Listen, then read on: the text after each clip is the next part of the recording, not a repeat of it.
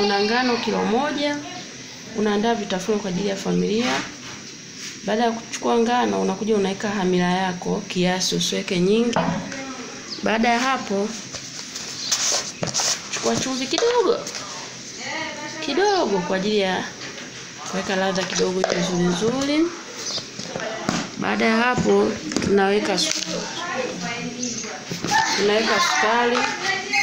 Sukari unaweka kulingana na kiasi ambacho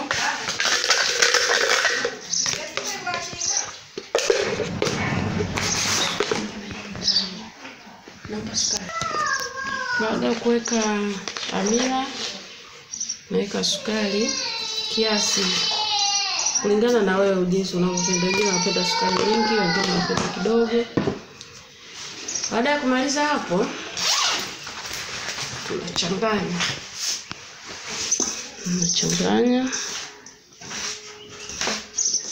changanya vizuri sukari pamoja na hamira na chumvi.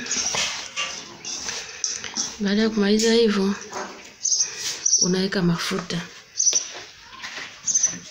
ya aina yoyote ambayo unayo. Sisi hapa tuna mafuta ya alizeti kutokana kwamba tunazilima kwa wingi. Tuna mafuta ya alizeti. Baada ya kuweka mafuta ya alizeti, changanya kabisa mpaka unga ulainike. Unasaga kabisa ili mafuta yachanganyike na ngano, ili kuyafanya maandazi yako yawe malaini. Kama ukikanda ovyo, inaweza ikatokea maandazi yakawa magumu. Kwa nini ule kitu kibaya?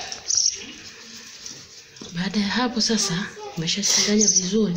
Tumia maji. Mimi leo nina maziwa kidogo. Nachanganya na maziwa. Kama una maji, unaweka maji. Kama una maziwa, haya. Kama unachanganya vyote maji na maziwa, sawa.